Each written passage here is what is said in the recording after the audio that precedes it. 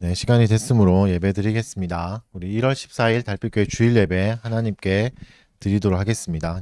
저희는 예배로의 부름으로 먼저 시작하는데 예배 전체가 하나님과 우리와의 대화가 되기 위해서 주고받고 하는 그런 순서들이 있는 거고, 먼저 말씀하셔야 우리가 나올 수 있기 때문에 하나님 먼저 예배로에 부르신다는 걸 인지하고 또 선포하면서 시작됩니다. 그래서 예배 시간에도 일어났다 앉았다를 할 건데, 우리의 몸을 또 쳐서 복종하는 의미도 있고, 우리 다시 한 번 더 주께 순종하는 마음과 몸을 정돈하는 그런 의미도 있습니다. 그래서 앉았다 일어났다 하는 리듬감도 조금 주기도 할 겁니다. 그래서 다 같이 일어나셔서 예배로의 부름으로 시작하도록 하겠습니다.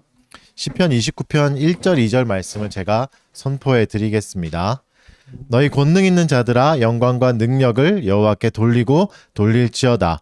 여호와께 그의 이름에 합당한 영광을 돌리며 거룩한 옷을 입고 여호와께 예배할지어다. 아멘. 하나님이 우리를 부르셨고 그 부르심에 대한 응답으로 하나님께 영광을 올려드리는 찬송을 드립니다. 오늘은 찬송가 64장 나눠드린 주보에 가사가 나와 있으니까 64장 1절부터 4절까지 찬송하겠습니다. 기뻐하며 경배하세 영광의 주 하나님, 주 앞에서 우리 마음 피어나는 꽃 같아 죄와 슬픔 사라지고 의심 구름 거치니 변함없는 기쁨의 주 밝은 빛을 주시네.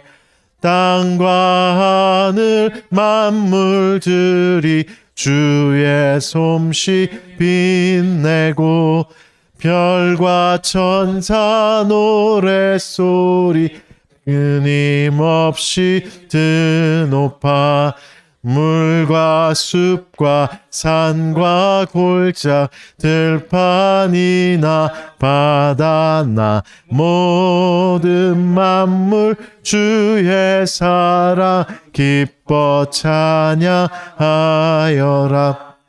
우리 주는 사랑이 복의 근원이시니 삶이 기쁜 샘이 되어 바다처럼 넘치네. 아버지의 사랑 안에 우리 모두 형제니 서로 사랑하게 도와주시옵소서. 새벽별의 노래 따라 힘찬 찬송 부르니 주의 사랑 줄이 되어 한맘 되게 하시네. 노래하며 행진하여 싸움에서 이기고 승전가를 높이 불러 주께 영광 돌리세. 아멘.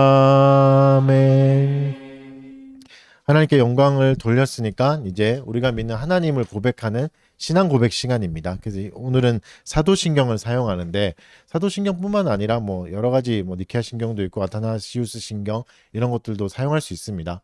핵심은 우리가 믿는 하나님이 어떤 분인가, 삼위일체 하나님을 고백하는 시간입니다. 그래서 성자와 성부와 성령 하나님이 이제 잘 드러나는 그런 신앙 고백들을 사용하고, 오늘은 사도신경으로 사용하겠습니다. 기도문이 아니니까 눈을 뜨고 읽으셔도 되고 눈을 감고 묵상하셔도 됩니다. 우리 다 같이 신앙을 고백하겠습니다. 전능하사 천지를 만드신 하나님 아버지를 내가 믿사오며 그 외아들 우리 주 예수 그리스도를 믿사오니 이는 성령으로 잉태하사 동정녀 마리아에게 나시고 본디오 빌라도에게 고난을 받으사 십자가에 못 박혀 죽으시고 장사한 지 사흘 만에 죽은 자 가운데서 다시 살아나시며 하늘에 오르사 전능하신 앉아 계시다가 저리로서 산자와 죽은 자를 심판하러 오시리라. 성령을 믿사오며 거룩한 공예와 성도가 서로 교통하는 것과 저희를 사여 주시는 것과 몸이 다시 사는 것과 영원히 사는 것을 믿사옵나이다. 아멘. 네, 자리에 앉으시고 이 시간은 십계명을 교독하겠습니다. 이제 하나님을 고백했고 우리가 믿는 하나님이 이런 분입니다라고 고백했고 그럼 그 하나님이 우리에게 무엇을 요구하시는가 말씀하신 바를 다시 한 번 더 듣고 기억하고 마음에 새기고 또 우리 안에 있는 찔림들을 다시 한번 생각하면서 회개하는 시간이기도 합니다. 그래서 십계명을 교독을 하겠습니다. 이제 주보에 나와 있는 말씀들 보면서 1절을 제가 읽고 2절을 여러분이 읽어주시고 마지막 절은 합독하도록 같이 읽도록 하겠습니다. 하나님이 이 모든 말씀으로 말씀하여 이르시되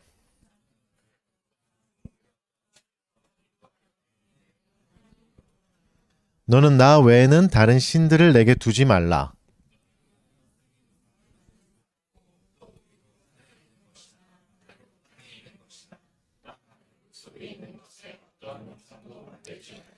그것들에게 절하지 말며 그것들을 섬기지 말라. 내 하나님 여호와는 질투하는 하나님인즉 나를 미워하는 자의 죄를 갚되 아버지로부터 아들에게로 3, 4대까지 이르게 하거니와.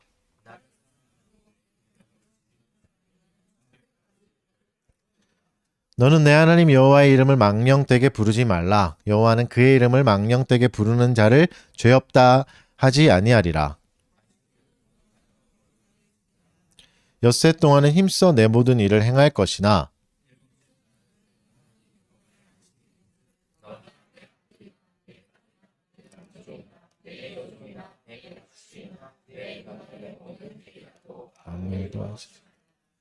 이는 엿새 동안에 나 여호와가 하늘과 땅과 바다와 그 가운데 모든 것을 만들고 일곱째 날에 쉬었음이라. 그러므로 나 여호와가 안식일을 복되게 하여 그날을 거룩하게 하였느니라.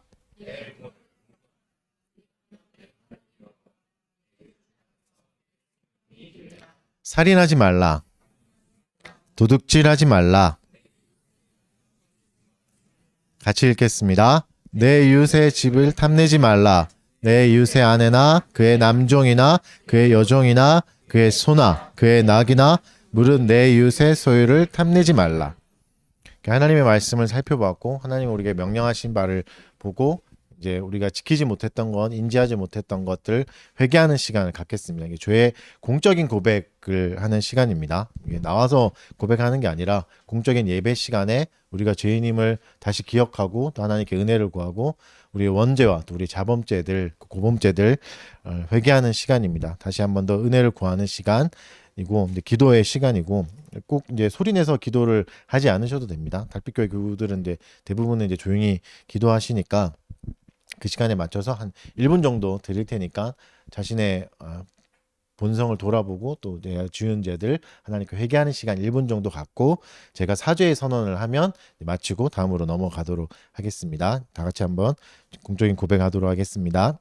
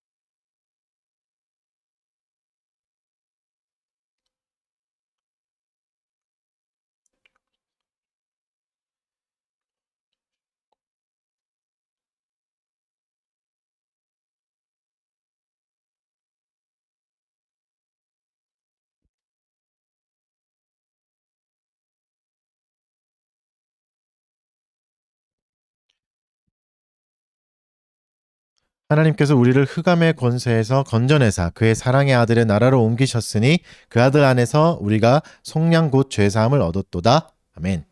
사죄 선언을 했고 이제 또 하나님 우리에게 선포하셨으니까 우리의 은혜를 베풀어 주심에 감사하면서 이제 감사 찬송을 드리겠습니다. 감사 찬송은 시편 찬송가를 사용합니다. 시편 찬송가를 사용하는 이유는 하나님이 성경에서 시와 찬미와 신령한 노래로 하나님을 예배하라, 노래하라라고 말씀하셨기 때문에 시와 찬미와 그 신령한 것들이 이제 성경에 나오는 그 가사들, 그 시편을 그대로 사용하는 겁니다. 그 시편의 곡조가 좀 오래된 곡이어서 쉽지는 않지만 말씀으로 예배하고 말씀으로 찬양한다는 걸 좀 새기기 위해서 시편 찬송가를 부를 거고, 이 곡은 이제 기존 찬송가 곡조랑 비슷해서 이제 처음 불러보신 분도 익숙하실 겁니다. 찬송가 310장 시편 147편 1절에서 11절로 찬송하고 다 같이 자리에 일어나셔서 감사 찬송하겠습니다. 시편 찬송가 310장 147편 1절에서 11절 말씀으로 찬송 올려드리겠습니다. 아름답고 선하다 주 찬양하는 것, 예루살렘 세우며 보러 된 백성과 상심한 자 모으사 주 고쳐주시며 저희들의 상처를 싸매어 주신다. 광대하신 하나님 그 지혜 한없다. 별들을 계수하고 그 이름 부르니 겸손하고 낮은 자 붙들어 주시고 교만하고 악한 자 물리치시도다. 오 주님께 감사와 찬송을 드리자. 하늘에는 구름과 땅에는 단비를 예비하사 온 땅에 생명을 주시며 새들과 들짐승도 먹이시는 도다. 여호와는 세상이 자랑하는 것과 사람 의지하는 것 기뻐 아니하네. 오직 주 경외하며 그 인자하심은 바라는 모든 자를 기뻐하시도다. 아멘. 자리에 앉으시고 시간은 목회 기도하겠습니다. 대표 기도 시간이고, 대표 기도는 설교를 하는 목사가 회중을 대표해서 기도하는 시간이고, 회중을 위해서도 하는 기도 시간이기도 합니다. 그래서 이제 대부분 목사가 이제 기도를 하고 또 기도를 가르치고 배우는 시간이기도 해서 기도의 순서들도 이제 잘 새기셨으면 좋겠습니다. 제가 한번 기도하도록 하겠습니다. 하나님이여, 내 속에 정한 마음을 창조하시고 내 안에 정직한 영을 새롭게 하소서. 아멘. 하늘에 계신 아버지, 당신의 크신 자비와 깊은 은혜 속에서 우리는 매일 찬양할 이유를 발견합니다. 모든 것의 창조주이시며 우리 삶의 각 순간에 함께 계셔서 우리를 인도하고 보호하시며 지키십니다. 당신의 선하고 완전하신 뜻이 우리 삶에 실현되는 것을 보며 우리는 기쁨과 감사로 찬양합니다. 오늘도 우리를 부르신 은혜에 감사드리며 주님 앞에 나아갑니다. 하나님, 이 시간에 우리는 우리의 죄와 잘못을 인정합니다. 우리는 종종 믿음의 길을 벗어나 자신의 길을 가려 했으며 하나님의 말씀보다 우리의 욕망과 생각과 경험을 더 숭배하며 그것을 따라가기도 했습니다. 또한 우리의 마음은 너무 좁고 완악하여 이웃에 대한 사랑과 이해심이 부족하기도 했습니다. 이 모든 것을 후회하고 회개하며 이제는 우리의 삶에 하나님의 말씀과 계명을 다시 새기기를 다짐하며 주께 나아가오니 주여 은혜를 베풀어 주시옵소서. 삼위일체 하나님, 하나님의 사랑과 자비가 우리의 삶에 충만하기를 원합니다. 우리가 불안과 염려와 시험과 유혹 속에서 완전하신 하나님의 진리를 붙들게 하여 주시옵고 그 안에서 믿음의 확신을 가질 수 있게 도와주시옵소서. 성령님, 또 우리의 마음을 감동시켜 주셔서 또 서로에 대한 사랑과 연민이 넘쳐나게 하여 주시옵고 우리가 매일매일 그리스도의 사랑 안에서 자비와 은혜를 체험할 수 있게 하여 주시옵소서.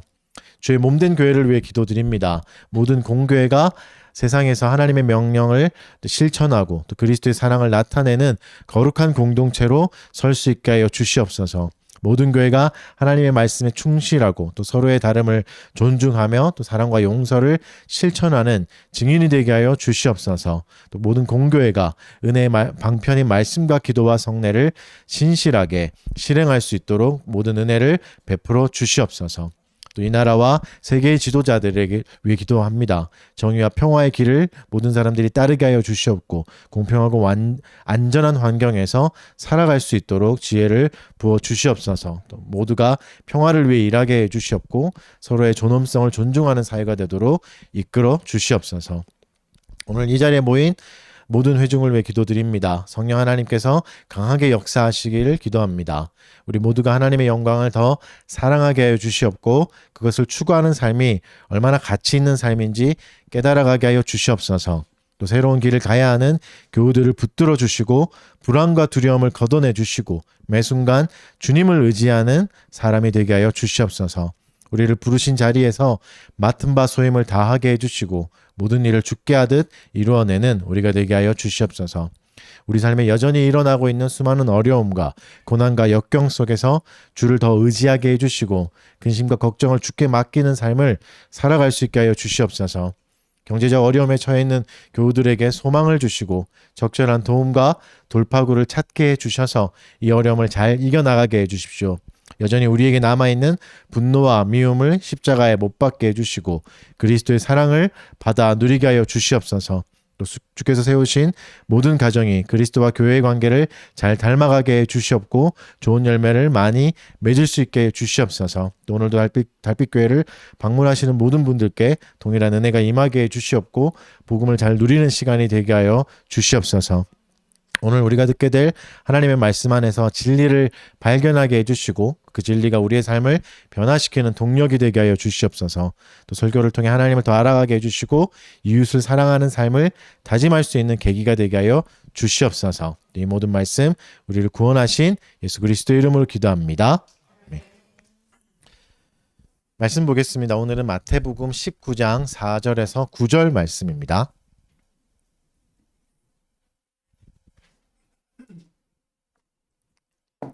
마태복음 19장 4절에서 9절 말씀.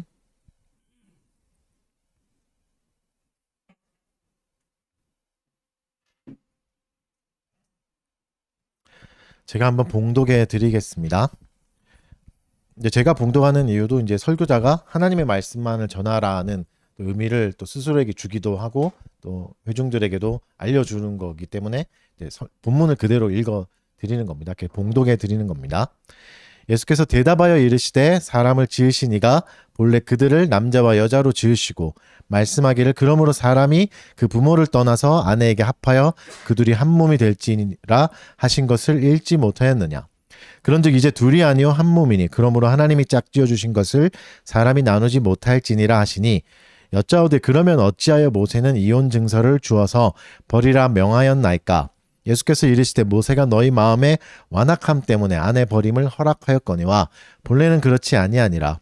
내가 너희에게 말하노니 누구든지 음행한 이유 외에 아내를 버리고 다른 데 장가드는 자는 간음함이니라. 아멘. 네, 오늘은 성경이 말하는 결혼과 가정 6번째 시간입니다. 다음 주에 직분까지 하면 이제 끝나는 시리즈고요. 이제 오늘은 이혼과 재혼에 대한 하나님의 은혜란 제목 가지고 살펴보도록 하겠습니다. 지금까지 이제 우리가 성경을 살펴보면서 결혼과 가정의 원형들을 좀 많이 살펴보셨잖아요. 이제 보면서 이제 느끼는 것이 우리의 이제 결혼과 가정이 성경과 굉장히 많이 멀어졌다는 것을 이제 많이 느낍니다. 그 중에서도 오늘 다룰 이혼과 재혼은 정말 많이 이제 멀어진, 깨어진, 원형과 깨어진 부분이 많습니다. 지난주에 이제 동성애를 다루긴 했지만 사실 동성애보다도 다루기가 더 어렵기도 합니다. 이미 이제 왜냐하면 더 많은 교회 안에서 이혼을 경험하고 또 재혼을 경험한 사람들이 너무 많기 때문에 사실 더 예민한 주제이고 또 쉽게 말하기가 어려운 주제입니다. 우리가 사는 사회도 그렇죠. 이제 이혼과 재혼이 이제 굉장히 흔해졌습니다. 이혼을 고려하는 가정을 주제로 하는 TV 프로그램들도 막 나오고 이혼한 사람들이 새로운 짝을 찾는 프로그램도 이제 굉장히 인기가 많잖아요. 이런 분위기에서 이런 와중에서 성경을 또 말하기는 원래의 또 의미를 말하기는 더 어렵죠. 이 중에서도 우리 회중 중에서도 이혼을 경험하신 분도 있고 재혼을 경험하신 내가 직접은 아니라도 간접적으로라도 가정이나 멀지 않은 사람들에게서 경험하신 경우가 많기 때문에 쉽지 않습니다. 또 상처를 또 다시 돌아보는 시간이 될 수도 있고 아픔을 줄 수 있는 시간이 되어서 될 수도 있기 때문에 조심해야 되는 주제이긴 합니다. 조심스럽게 해보겠습니다. 그래서 여러분 이혼과 재혼은 좀 많은 오해가 있죠. 이제 이혼을 결국은 이제 결혼의 실패로 여기기도 하는데 그리고 재혼을 두 번째 기회다라고도 이제 새로운 인생을 살 수 있는 기회라고 여기기도 하는데 진짜 그런가? 성경도 그렇게 말씀하고 계시는가 한번 살펴봐야 됩니다. 성경은 이혼과 재혼을 어떻게 말씀하고 계시는가? 이 주제를 이제 성경이 많은 부분을 할애해서 다루지는 않지만 분명히 말씀해 주십니다. 그래서 오늘 설교는 이혼과 재혼에 대한 성경적 관점들을 좀 살펴보고 이로써 얻을 수 있는 교훈과 통찰을 이제 찾아보려고 합니다. 중요한 것은 이혼과 재혼을 통해서 하나님이 우리에게 무엇을 말씀하실 수 있는가? 하나님 우리에게 지혜를 주실 수 있는 하나님을 드러낼 수 있는가잖아요. 네, 가능합니다. 하나님은 이혼과 재혼을 통해서도 당신의 영광을 드러내실 수 있고 하나님이 어떤 분인지 우리에게 가르쳐 주실 수 있습니다. 그러면 어떻게 이 주제를 통해서 하나님의 영광을 드러내실 수 있는가? 사실 이제 이혼과 재혼은 복잡한 인간관계가 꼬일 대로 꼬이고 상처는 받을 대로 다 받고 또 찢겨진 상태에서 너덜너덜해진 상태이기 때문에 하나님의 영광을 바라보며 추구하는 건 가장 어려운 상황일 수도 있습니다. 근데 이런 상황에서 하나님의 영광을 볼 수 있다면, 추구할 수 있다면 우리가 다른 어려움에서도 하나님의 영광을 찾아갈 수 있지 않겠습니까? 발버둥을 할 수 있잖아요. 그래서 이제 이런 주제를 살펴보는 것은 중요합니다. 그래서 이혼과 재혼을 통해서 용서를 살펴봐야 되고 화해를 살펴봐야 되고 회복과 그 하나님의 자비와 사랑을 잘 드러나는지 더듬어 살펴봐야 됩니다. 그래서 오늘 설교는 세 부분으로 진행하겠습니다. 이혼을 살펴보고 재혼 그리고 교회의 역할과 개인의 책임을 좀 다루어 보겠습니다. 이혼을 먼저 보면 굉장한 파급력이 있습니다. 이혼 자체는 굉장한 큰 힘입니다. 그래서 다양한 원인을 통해서 이제 발생하기도 하고 또 결혼에 속한 사람들에게 씻을 수 없는 아픔과 상처를 남기기도 합니다. 가족과 사회에게도 영향을 미치죠. 그래서 이혼은 사람에게 감정적 고통을 주고 삶을 변화시켜 버립니다. 좋든 나쁘든 간에 그 이전의 삶을 돌아갈 수 없게 돼버리는 거죠. 이혼으로 인해서 사람에 대한 신뢰를 아예 잃어버릴 수도 있고 사랑에 대한 신뢰도 잃어버릴 수 있습니다. 그리고 죄책감을 가질 수도 있죠. 내가 잘못해서 이렇게 된 게 아닌가. 또한 자녀가 있는 경우는 자녀에게도 이제 깊은 상처가 남기도 합니다. 성경은 어떻게 이혼을 말하는가? 예수님 말씀을 먼저 들어보겠습니다. 오늘 본문에서 말씀하신 건데 예수님이 뭐라 말씀하시죠? 하나님이 짝지어 주신 것을 사람이 나누지 못한다 말씀하시죠. 그러니까 사람이 묻죠. 아니 모세의 율법에는 이혼 증서 주면 된다고 했는데요. 증 주면 괜찮다고 했는데요. 그러니까 예수님이 뭐라 말씀하시죠? 그거는 너희의 마음의 완악함 때문에 허락한 것이지 이혼을 제도화한 게 아니다. 하나님 이혼을 만들어 주신 게 아니다라고 말씀하시죠. 그래서 여러분 성경은 이혼을 금지하진 않습니다. 다만 규제합니다. 이제 쉽게 생각하면 이제 담배와 같죠? 여러분 이제 담배 피시는 분들 잘 아시겠지만 담배는 불법은 아니죠. 담배 필 수 있죠. 그러나 이제 규제하죠. 아무 데서나 필 수는 없잖아요. 실내에서 필 수 없고 집에서도 필 수 없잖아요. 그래서 필 수 있는 장소를 특정해 놓지 않습니까? 그게 규제죠. 금지하지 않지만 규제하는. 이혼이 이것과 같습니다. 금지하지 않지만 규제는 하시는 거죠. 특정한 상황에서 특정한 경우에만 하라 이렇게 말씀하시죠. 사람들이 뭘 오해했나? 사람들이 이제 가지고 온 거는 사실 신명기 24장이거든요. 바리새인의 대답은 여기서 이제 이혼하라고 했는데요. 했던 근거 구절이 뭐냐면 읽어드릴게요. 신명기 24장 1절 사람이 아내를 맞이하여 데려온 후에 그에게 수치되는 일이 있음을 발견하고 그를 기뻐하지 아니하면 이혼 증서를 써서 그의 손에 주고 그를 자기 집에서 내보낼 것이요. 아내에게 수치되는 일이 있으면 발견되면 이혼 증서를 주라. 그리고 집으로 돌려보내라. 이렇게 말을 한 거죠. 근데 이게 이혼의 허락으로 해석해서는 안 됩니다. 예를 들어서 성경에서는 그런 말씀도 하거든요. 실수로 사람을 죽일 수 있다. 그럴 때 이제 어떻게 해라, 회개해라는 방식들이 나오잖아요. 그럼 뭐죠? 그게 살인해도 괜찮다는 허락은 아니지 않습니까? 마찬가지인 거죠. 이렇게 될 수 있을 때는, 이런 일이 일어날 때는 이렇게 하라. 근데 이게 허락의 경우는 아닙니다. 우리 마음이 완악하여서 아내의 수치되는 일을 발견할 수 있거든요. 그거는 남편의 문제이기도 합니다. 그러니까 타락으로 인해서 우리 인생에 악한 일이 생길 수 있다는 것을 말씀하시는 거죠. 그러니까 이혼이 하나님 원래 만드셨던 결혼에는 이혼이 없습니다. 이혼 제도가 없죠. 분명히 말씀하시죠. 짝지어 주신 것을 사람이 나눌 수 없다. 이혼은 있을 수가 없다라고 말씀해 주시잖아요. 근데 사람이 타락했기 때문에 결혼 가운데서도 이혼을 만들어내기 시작한 겁니다. 재혼도 만들어내는 것 마찬가지죠. 특히 이제 남자들이 아내를 버리려 하는 거죠. 그러니까 성경에서 보면 이혼의 흔적들은 이미 찾아볼 수 있습니다. 레위기 21장에서도 보면 이미 이혼한 사람들이 나옵니다. 이혼한 사람들과는 어떻게 해라 명령이 나오는 거죠. 그러니까 모세가 율법을 세우기 전에도 이혼은 발생했던 거죠. 그리고 너무 사람들이 악하게 이것을 이용해서 쉽게 이제 가정을 깨려고 하고 고통을 주니까 모세가 규칙을 하나 세운 겁니다. 율법을 하나 세운 거죠. 수치되는 일이 있을 때만 이혼하라. 그리고 이혼 증서도 써주라. 이렇게 말씀하신 거죠. 이때는 이때 문화적과 역사적 맥락을 좀 보고 봐야 되는데, 이렇게 이제 이혼을 허용한 이유는 남편의 악함 때문이고 아내를 보호하기 위함도 있습니다. 이 당시가 이제 고대 근동에서는 여성의 인권이 거의 없을 때잖아요. 남자가 이제 너무나 주도권을 과도하게 잡고 있을 때 이런 일이 발생할 수 있는 건데, 수치되는 일이라는 이 단어 자체가 굉장히 광범위한 범위를 가지고 있습니다. 음란함이라는 뜻은 없어요. 음란함은 사실은 아니에요. 왜냐하면 이제 앞에 23장 앞에 보면 그대로 나옵니다. 신명기 23장 13절 14절에서 이제 나오는데 뭐가 나오냐면 하나님의 이제 그 진영이 있잖아요. 텐트를 치면서 이 진영할 때 무슨 얘기를 하시냐면 화장실 얘기를 하세요. 대변을 처리할 때는 어떻게 해야 되는가? 밖으로 나가라. 삽을 들고 나가서 땅을 파고 거기다 누구 들어와라. 우리도 옛날엔 그랬잖아요. 우리 그 한옥을 보면 한옥 안에 화장실이 없어요. 더러운 것을 집 안에 놓을 수 없다. 이렇게 해서 이제 밖에 있잖아요. 그런 것처럼 그렇게 하라고 할 때 화장실을 진영 안에 만들지 말고, 하나님이 거하시는 거룩한 곳이니까 만들지 말고 삽 들고 가라. 가면 그게 화장실이다. 뭐 이렇게 말씀하시는 거죠. 근데 그때 이제 불결한 것이라고 말할 때 이 수치되는 것과 똑같은 단어를 사용하십니다. 그쵸? 그러니까 대변 같은 그런 의미겠죠. 그러니까 수치되는 일은 음행을 의미한다기보단 좀 더 넓은 의미를 말하는 겁니다. 사실 근데 무엇을 말하는지는 명확하게 더 설명하지 않아서 모르지만 추측하건대 남편의 불만일 것으로 이제 추측되는 거죠. 뭐 여러 가지 있겠죠. 남편의 입장에서 이제 불편한 것들, 불결한 것들, 수치되는 일들, 뭐 꼬투리를 잡자면 너무 많잖아요. 그리고 예수님이 이것을 어떻게 말하냐면 너희들의 완악함 때문에 생겼다고 말하면, 추측하자면 이럴 수 있죠. 남편이 악함 때문에 아내를 괴롭히는 겁니다.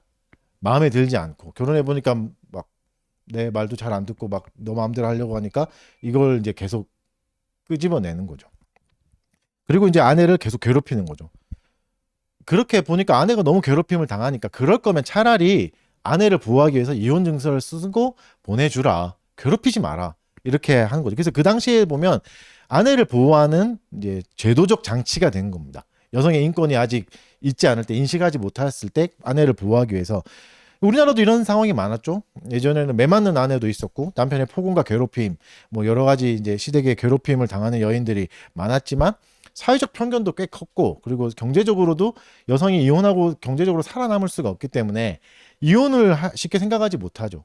그 옵션들이 거의 없었잖아요.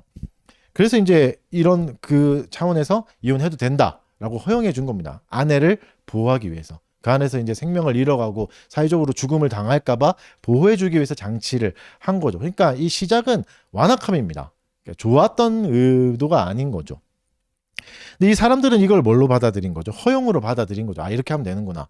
그래서 허용으로 받아들이고 여성을 보호하기 위한 제도가 아니라 자신의 욕정을 채우고 나의 생각대로 결혼을 이끌어가기 위한, 폭력으로 사용하기 위해 도구로 사용한 것이죠. 그래서 예수님이 지적하신 겁니다.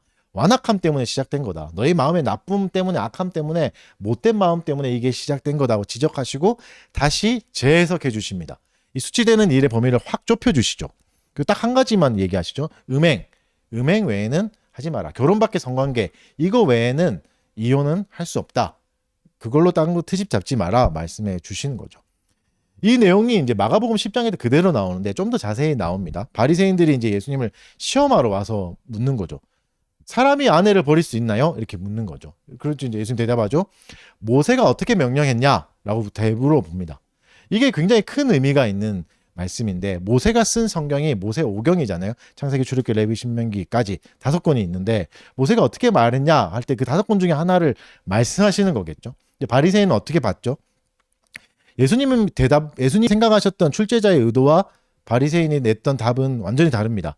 예수님은 사실은 창세기를 생각하셨는데 바리새인들은 신명기를 생각한 겁니다. 바리새인이 가지고 온 건 신명기 24장 1절. 이렇게 하면 되잖아요. 이혼 증서 쓰면 하잖아요. 그러니까 예수님이 뭐라고 대답하시죠? 창세기 2장으로 대답하십니다. 아니 그게 아니라 모세가 명령한 원래 결혼은 이거다 하면서 창세기 2장으로 대답해 주시는 거죠. 여러분 이제 여기서 우리가 성경을 보는 두 가지 관점을 좀 찾아볼 수 있습니다. 바리새인은 어떻게 했죠? 어떻게 해서든지 하나님의 법에 벗어날 수 있는 방법에만 관심이 있었습니다. 나의 욕망을 추구하고 나의 영광을 추구할 수 있는가의 관점에서 성경을 본 거죠. 나를 드러내는 도구로 성경을 사용한 겁니다. 그래서 나의 행동을 대변해줄 구절을 찾아서 끌어와서 나의 행동에 맞추고 내 행동을 대변한 거죠. 나는 이렇게 했어. 성경이 이렇게 말하던데? 라고 하는 거죠. 굉장히 많은 사람이 이렇게 살아갑니다. 그리고 예수님은 어떻게 했죠? 예수님의 관점은 완전히 달랐습니다. 자신을 대변하기 위함이 아니라 뭐였죠? 하나님의 영광입니다. 하나님의 영광이 어떻게 드러나는가? 결혼 안에서 하나님은 뭘 원하셨는가 말씀하시죠? 그 예수님은 결혼의 원형에 주목하셨습니다. 원래 결혼이 뭐냐? 원래 결혼은 하나님이 제정하신 원래의 목적은 남자와 여자가 부모를 떠나서 한 몸이 되는 거다. 이게 신비한 일이고 이게 아름다움이다. 말씀하신 거죠. 근데 사실 우리는 더 이상 그런 것에 관심이 없죠. 신비하고 아름다운 것에 관심이 없고 나의 기쁨을 채우고 내가 행복할 수 있냐만 관심이 있습니다. 결혼도 그렇게 하죠. 내가 행복할 수 있냐. 이 결혼을 통해서 내가 얻는 게 무엇인가. 이것을 주된 목적으로 삼는 거죠. 성경은 부수적인 수단이 됩니다. 나의 행동을 대변해줄 도구가 되는 거죠. 종교든 뭐든 교회든 다 끌어와서 나의 만족을 위해서 사용해 주는 겁니다. 그러니까 나의 행동을 변명해줄 성경 구절을 찾아서 나의 행동에 스스로 면죄부를 주고 합리화하는 거죠. 이런 사람의 무서운 점은 성경은 줄줄 외울 수 있습니다. 많이 인용할 수 있어요. 그러나 성경과 상관없는 사람인 거죠. 왜죠? 성경을 바르게 사용하지 않으니까. 성경의 목적은 뭐죠? 왜 성경을 읽죠? 잘 먹고 잘 살기 위함이 아니잖아요. 성경은 하나님을 알려주는 책이고 그럼 성경 안에서 하나님을 발견해야 되는 건데 그리고 그 속에서 하나님의 영광을 찾아가야 되고 그 영광을 추구하는 것이 진짜 가치 있는 삶이구나를 알아가고 연구하고 더듬어 가야 하는 건데 그렇게 하지 않죠. 자신의 삶을 자신을 대변하고 자기를 드러내고 자기의 행동을 대변하는 데만 이걸 사용하는 겁니다. 성경은 결혼을 아름다운 신비한 연합이라고 말씀하시지만 사람들은 결혼을 나를 완성하는 도구로 사용합니다. 결혼을 통해서 내가 뭔가 더 얻을 수 있고 뭔가 더 안정을 되고 뭔가 더 나은 사람이 되겠다 하는 거죠. 그래서 구약을 보면 일부 다처제도 허용됐고 많은 여인들을 거느리면서 아내를 거느리기도 원했고 또 나의 욕망에 따라 결혼 밖에 있는 관계도 탐하기도 했죠. 간음을 하기도 했죠. 그리고 나에게 방해가 되면 얼마든지 결혼을 쉽게 깨어버리기도 했습니다. 그러니까 이게 하나님이 원래 제정하신 결혼의 목적이 아닌 거죠. 결혼의 목표가 아닌 거죠. 이혼이라는 게 생겼다는 것은 우리가 얼마나 원형에서 멀어지고 타락했는가를 보여주는 장치입니다. 하나님이 베풀어 주신 것이 타락으로 인해서 얼마나 깨어졌는가를 알려주십니다.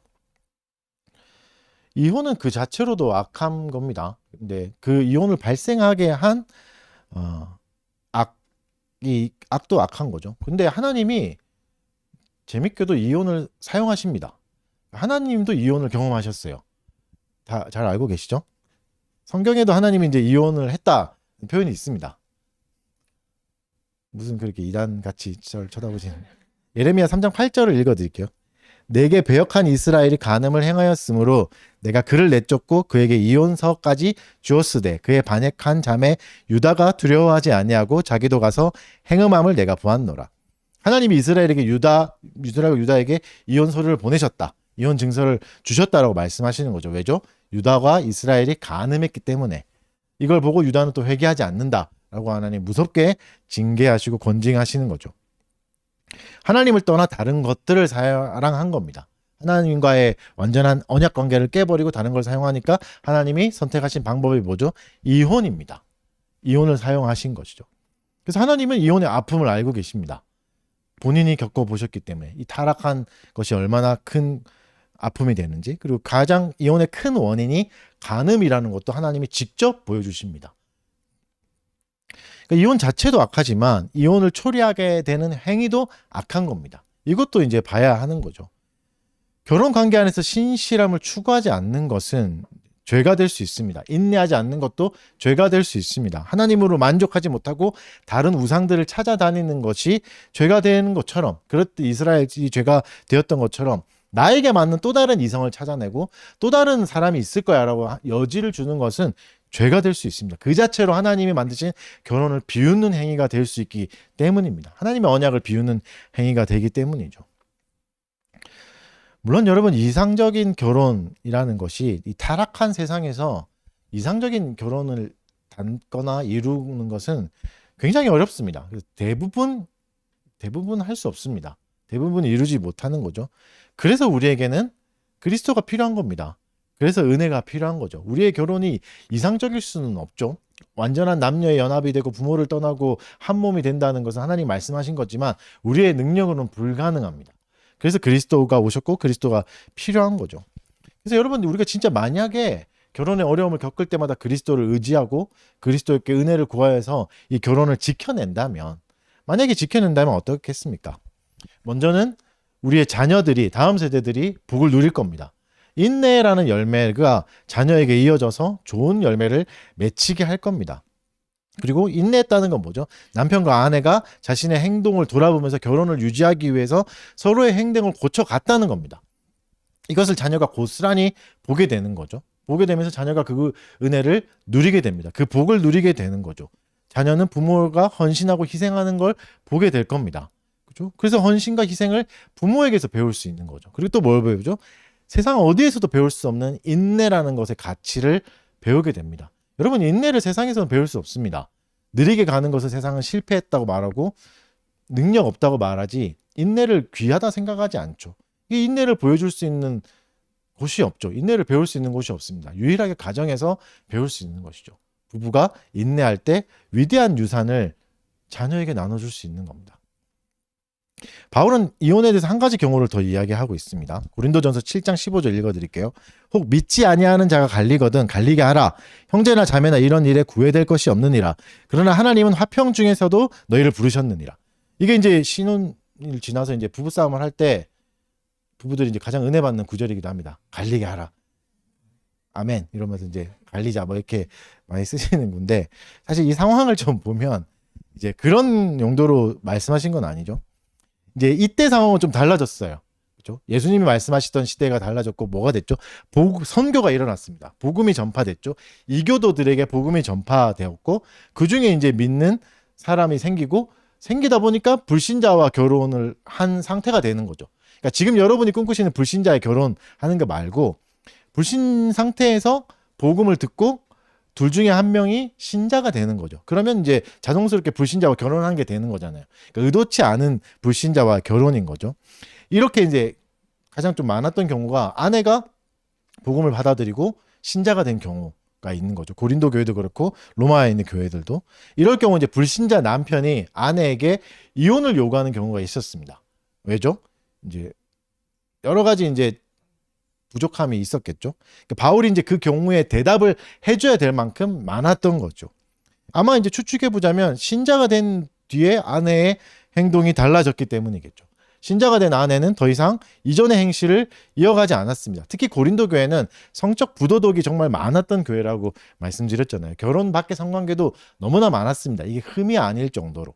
그러니까 이전에는 이런 일에 동참했을 겁니다. 분명히 고린도 전서에서 말씀하시거든요. 동성애를 행하던 자들 너희가 이렇게 간음을 행하다가 돌아왔구나, 이렇게 이제 표현이 있잖아요. 그런 것처럼 난잡한 성관계가 있었던 거죠. 부부 안에도 부부 밖에도 나갔던. 근데 신자가 되어서 모든 악에서 떠나는 겁니다. 이렇게 되면 이제 남편이 실망하게 되는 거죠. 놀라고 실망합니다. 이전에는 내 마음대로 살 수 있었는데, 이전에는 아내가 거짓말도 잘해줬는데 이제는 거짓말도 하지 않으려고 하고 자신의 난잡한 죄악의 성생활에 동참하려 하지도 않는 거죠. 그러니까 불만이 생기는 거죠. 그래서 아내를 괴롭히기 시작하는 겁니다. 왜 그러냐 이렇게. 여러분 이게 믿음으로 갑자기 살려고 결심하는 순간 여러분의 회사 사람들이 다 놀랄 겁니다. 왜 그래, 이렇게 거짓말도 안 하고 왜 사기 안 치지? 이렇게 놀랄 거죠. 그렇죠? 그러니까 이렇게 놀란 거죠. 그러니까 이제 아내가 너무 고통스러워하고 고통을 받고 힘들어하니까 그럴 거면 남편이 이혼할 때는 이혼하라라고 이제 권면하는 거죠. 이것도 뭐죠? 원래 신명기에서 이혼 증서를 썼던 의도와 똑같습니다. 아내를 보호하기 위해서. 아내를 보호하기 위해서 한 거죠. 그 마음이 똑같죠. 믿지 않는 배우자 사이에서 괴로워하지 말고 믿지 않는 배우자가 진짜 원하면 이혼을 원하면 이혼하라. 그것이 너의 평화를 위해 좋다. 이렇게 이제 말씀하시는 거죠. 그러니까 그런 두려움이 있었겠죠. 내가 이제 신자가 되고 남편이 괴롭겠지만 이걸 믿음으로 이겨내야지. 또 이혼하면 하나님이 또 죄니까 더 이상 죄를 짓기 싫어. 이런 마음이 있었겠죠. 근데 그렇지 않다. 죄를 지을까 봐 괴로워하지 말고 갈등과 분쟁에서 벗어나서 평화를 추구하라. 라는 뜻입니다. 지금 여러분 부부들에게 말씀하는 거 아닙니다, 여러분. 너무 은혜를 받지 마십시오. 그러니까 이런 경우를 제외하고는 결혼을 끝까지 지켜야 된다는 거죠. 특히 이제 신자 간의 경우 결혼에서는 이혼을 고려하지 말아야 합니다. 사실 가장 큰 이유가 뭐죠? 이혼을 하면 안 되는 이유, 이혼을 고려하면 안 되는 이유가 뭐죠? 결혼의 원형 때문이죠. 결혼의 원형은 그리스도와 교회의 관계잖아요. 그리스도와 교회의 관계. 교회는 수많은 역사 안에서 하나님을, 그리스도를 실망시켰고 지금도 여전히 타락한 교회들이 너무나 많고 괴롭혀 왔죠. 신랑된 그리스도를 괴롭혀 왔죠. 그러나 그리스도가 교회와 이혼하지 않으셨습니다. 오히려 그리스도가 자신의 몸을 내어주고 죄를 위해 죽으심으로 모든 죄값을 치르시고 아내로 삼아 주시는 거죠. 그러니까 이제 그리스도는 교회를 버리지 않으심으로 인해서 세상에 복음을 전해 주십니다. 여전히 타락하고 하나님의 영광에 미치지 못하는 형편없는 교회들을 조건 없이 사랑해 주심으로 세상에 대한 하나님의 사랑을 보여주시는 거죠.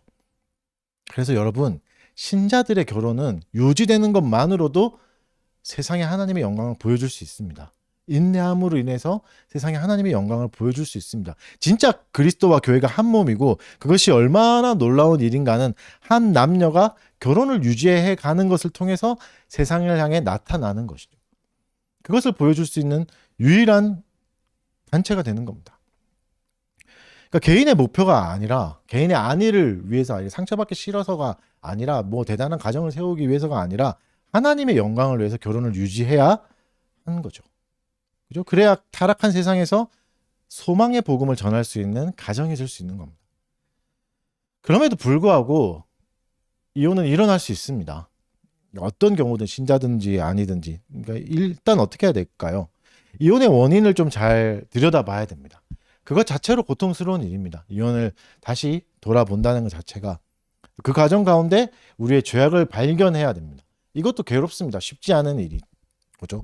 그리고 적절한 권징을 해야 되는 거죠. 상처받은 이들을 위로해주고 또 이혼 후에도 삶이 이어질 수 있도록 도와줘야 됩니다.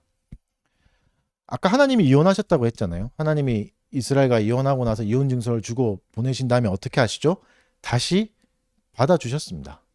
다시 살려주셨잖아요. 구원해 주셨잖아요. 마지막에는 어떻게 하셨죠? 아들까지 내어주실 정도로 사랑해 주셨습니다.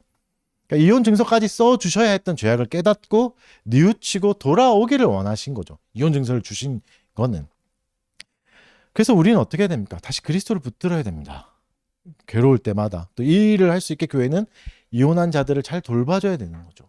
그들이 그리스도를 바라볼 수 있을 때까지 도와줘야 되는 거죠. 다음 보겠습니다. 재혼을 또 보겠습니다. 네. 로마서 7장 3절에 이렇게 말씀하십니다. 그러므로 만일 그 남편 생전에 다른 남자에게 가면 음녀라.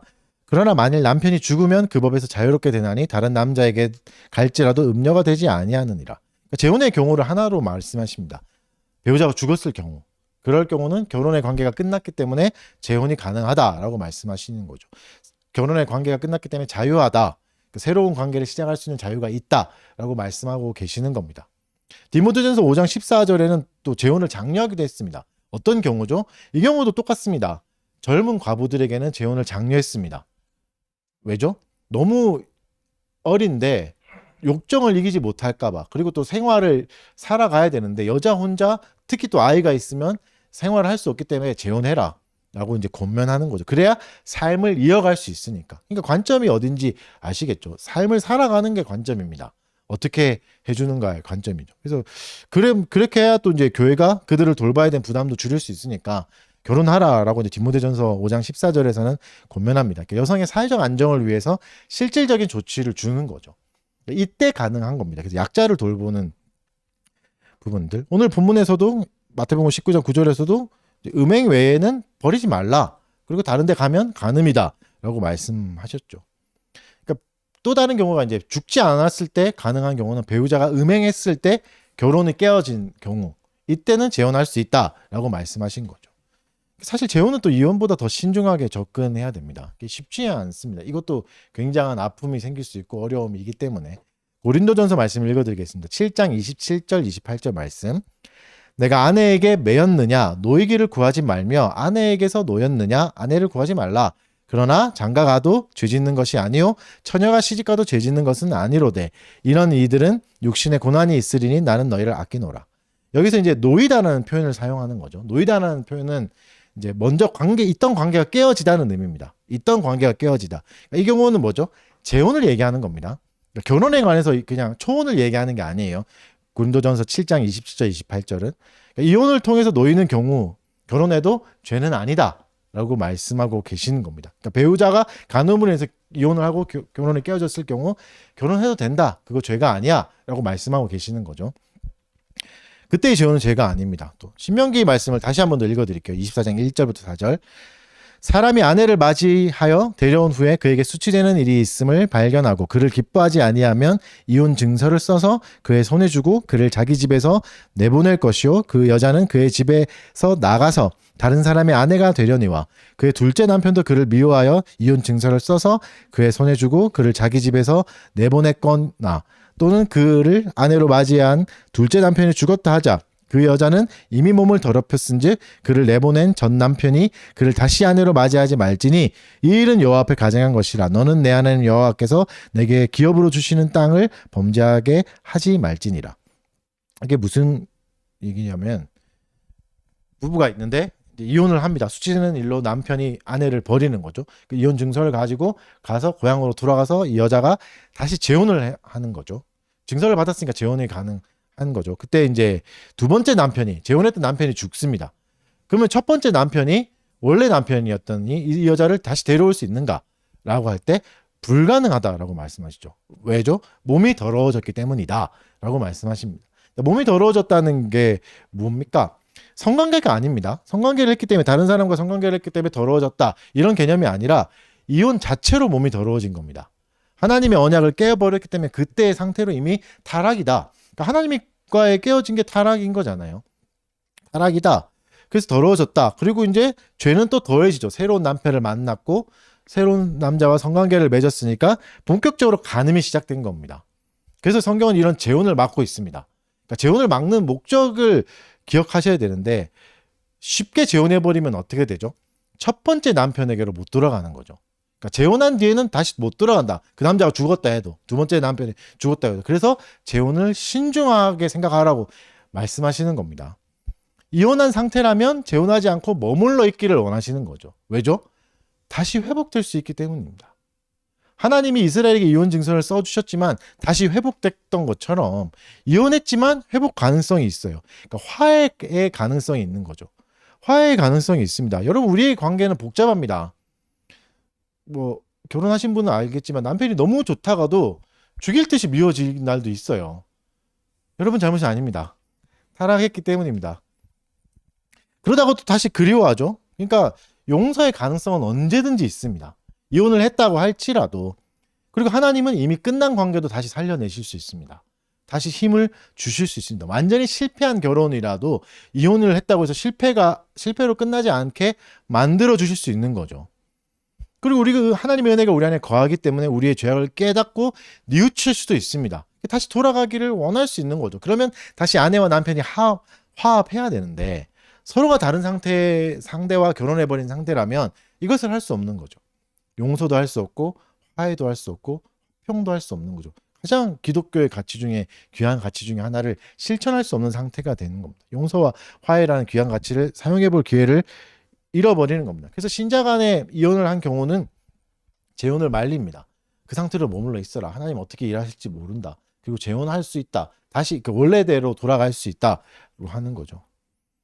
그래서 여러분 재혼을 할 때도 항상 고려할 사항을 여기서 찾을 수 있죠. 뭘 추구해야 되죠? 하나님의 영광입니다.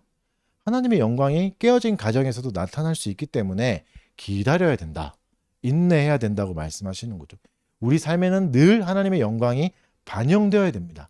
가장 최악의 상황 속에서도 하나님의 영광은 드러날 수 있기 때문입니다. 타락했지만 하나님이 여전히 교회를 붙들고 계시기 때문에 하나님의 영광은 언제든지 드러날 수 있습니다. 재혼을 통해서도 하나님께 영광을 돌릴 수 있는가? 가능합니다. 돌릴 수 있죠. 우리의 수치와 괴로움과 실패 속에서도 하나님의 은혜는 놀랍게 일하실 수 있으니까. 다시 우리를 일으키실 수 있으니까. 그래서 신자는 이것을 잊지 않아야 됩니다. 그러니까 이미 교회 안에는 이혼과 재혼을 경험한 부부가 있을 수 있는 거죠. 있을 수 있습니다. 뭐 여기 계신 분들이 없다 할지라도 있을 수 있죠. 그때는 어떻게 해야 되는가? 고린도전서 7장 24절에는 이렇게 말씀하십니다. 형제들아 너희는 각각 부르심을 받은 그대로 하나님과 함께 거하라. 각각 부르심 받은 대로 거하라. 그리고 대해야 하는 거죠. 음행 이외의 이유로 이혼을 했을 수도 있죠.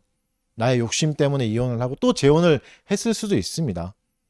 그렇더라도 이거 하나님의 원형과 하나님의 말씀과 완전 다 빗나가는 가정이잖아요. 그런 경우는 어떻게 해야 되는가?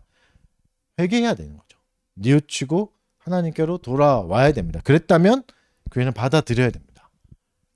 분명히 하나님은 죄인을 용서하시기 때문입니다. 잘못된 결혼으로 유지된 관계라 할지라도 인정해주고 받아줘야 되죠. 회개한다면.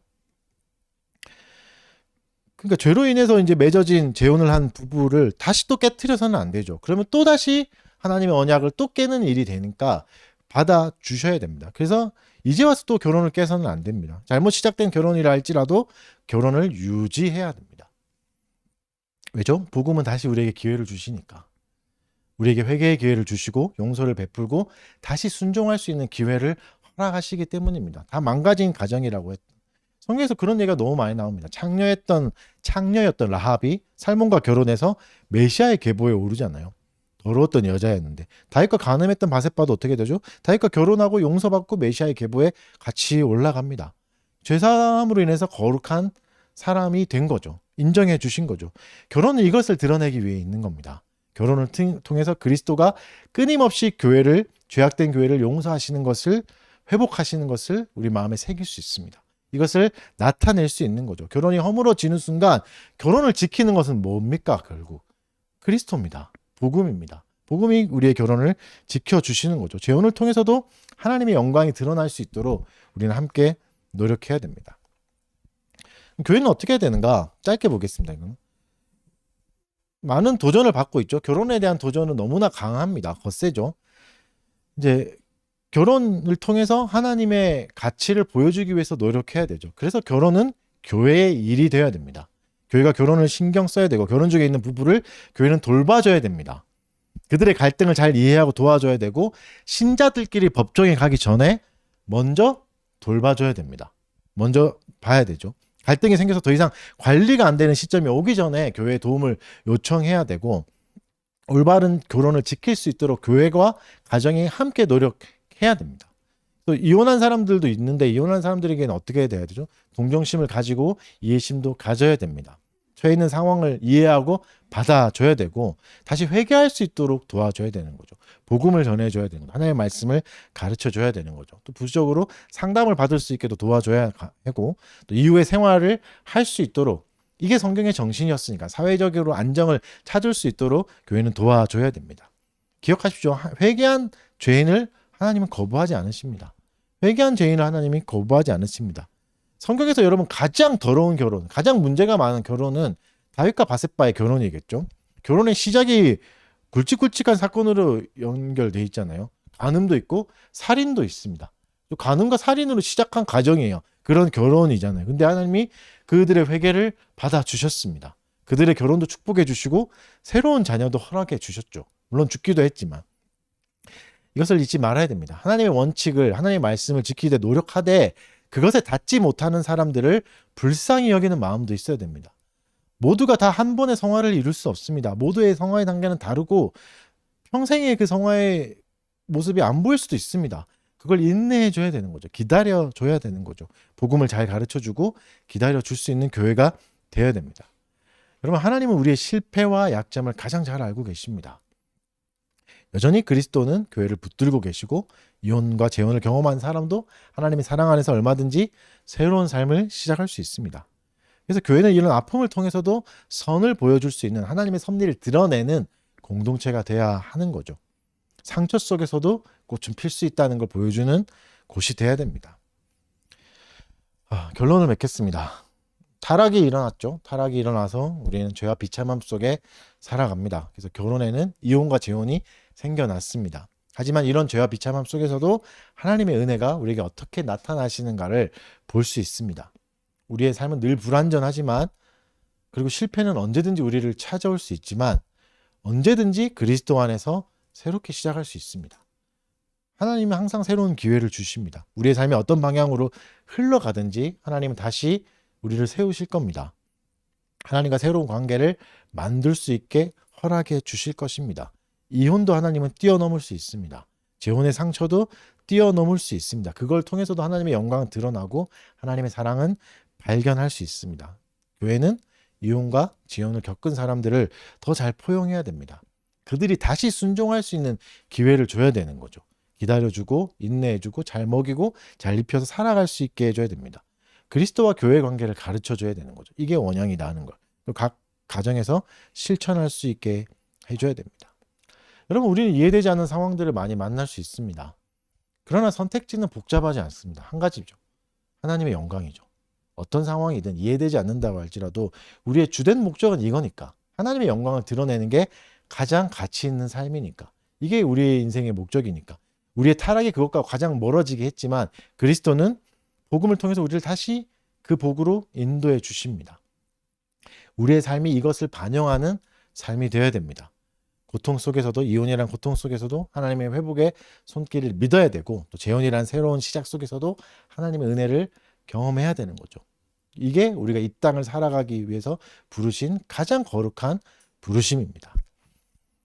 이제 기도하겠습니다. 우리가 들었던 설교를 생각하면서 한 3가지 기도 제목을 드리고 기도할 텐데, 마찬가지로 조용히 기도하셔도 됩니다. 첫 번째는 결혼이라는 제도의 아름다움이 우리 신자들을 통해서 세상에 알려지게 해달라고 기도해 주시고, 또 두 번째는 우리의 결혼을 위해서 기도해 주셨으면 좋겠습니다. 상처받은 가정들을 잘 지키고 보호해 달라고 기도해 주시고, 세 번째는 이혼과 재혼의 과정을 겪은 자들을 불쌍히 여겨 주시고 다시 일으켜 세우시는 은혜가 있게 해달라고 우리 다 같이 잠깐 기도하고 제가 기도하고 마무리하겠습니다.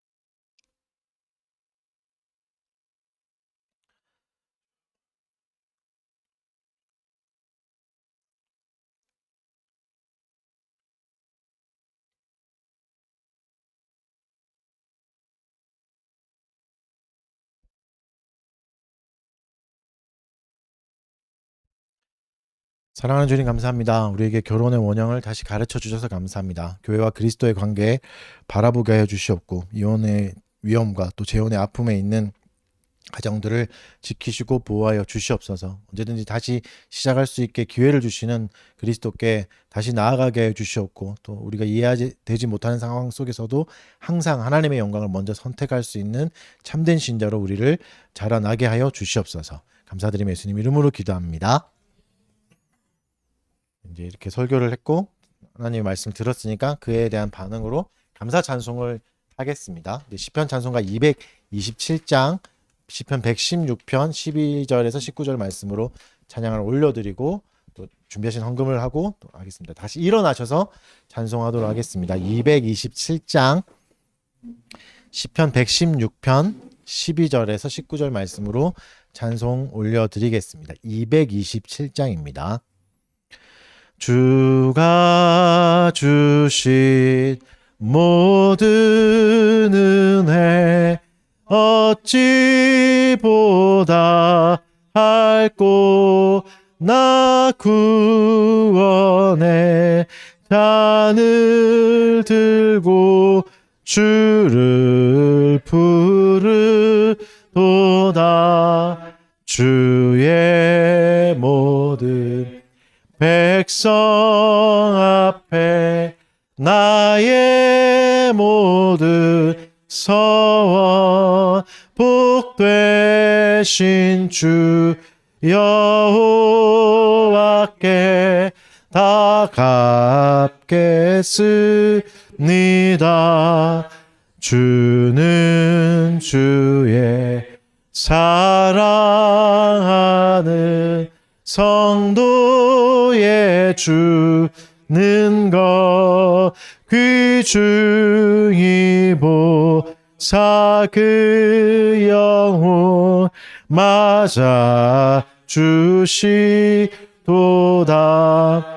주여 준 종의 결박 풀어주셨으니 내가 주께 감사하며 그 이름 부르리. 할렐루야 찬양하라. 주의 전정에서 나의 서원 여호와께 다 갚으리로다. 아멘. 이 시간에는 제가 헌금을 위해서 헌상 기도를 하겠습니다. 헌금을 이제 드렸고 뭐 온라인으로 드리기도 하셨고 이제 각자 드리신 것을 하나님께 드리고 또 이걸 잘 하게 해달라고 이제 목사가 기도하는 겁니다. 기도하겠습니다. 전능하신 하나님 아버지, 또 우리가 드리는 헌금을 통해서 하나님의 나라가 더 확장되게 해주시고 주의 사랑이 구석구석 넘쳐나게 하여 주시옵소서. 또 헌금을 드림으로 인해서 우리가 물질에 매이지 않는 삶을 살아가게 해주시고 또 물질이 주는 두려움과 교만함에 빠지지 않을 수 있게 보호하여 주시옵소서. 헌금을 드린 모든 이들에게 하나님의 풍성한 축복이 임하게 하여 주시옵고 그들의 삶 속에서 하나님의 사랑과 평화를 잘 경험하게 하여 주시옵소서. 또 경제적 어려움으로 헌금을 드릴 수 없는 이들에게도 주의 위로와 사랑이 가득하게 하여 주시옵고 또 그들의 삶 속에서도 동일한 주의 평안이 함께하고 또 도움을 받고 또 더 좋은 삶으로 나아갈 수 있는 은혜가 넘쳐 흐르게 하여 주시옵소서. 또 이 헌금을 주의 영광을 위한 것임을 기억하게 하여 주시옵고 또 그리스도의 사랑을 잘 드러내는데 사용하게 하여 주시고 우리에게도 지혜를 허락하여 주시옵소서. 예수 그리스도의 이름으로 기도드립니다. 네. 이제 강복 선언을 하겠습니다. 이 시간에 이제 강복 선언을 하고 예배를 마치고 강복 선언은 이제 축도가 아닙니다. 축도는 이제 기도라고 이제 생각할 수 있는데 그냥 복을 선포하는 거죠. 하나님이 우리에게 주신 복을 선포하고 이제 파송하는 의미도 있는 것이고 그래서 기도가 아니기 때문에 다 눈을 뜨셔야 되고 보셔야 됩니다. 목사가 이제 손을 들고 할 텐데 이제 손을 보면서 하나님의 축복이 하나님 나를 축복하시는구나를 기억하는 그래서 보는 시간이고 이제 뭐 여러 가지 막 멘트를 하잖아요. 그렇지 않고 강복이기 때문에 그대로 고정된 멘트를 그대로 하는 겁니다. 그래서 말씀을 그대로 읽겠습니다. 고린도후서 13장 13절 말씀을 읽고 강복 선언을 하겠습니다. 주 예수 그리스도의 은혜와 하나님의 사랑과 성령의 교통하심이 너희 무리와 함께 있을지어다. 아멘. 네, 자리에 앉으시고 예배는 끝났습니다.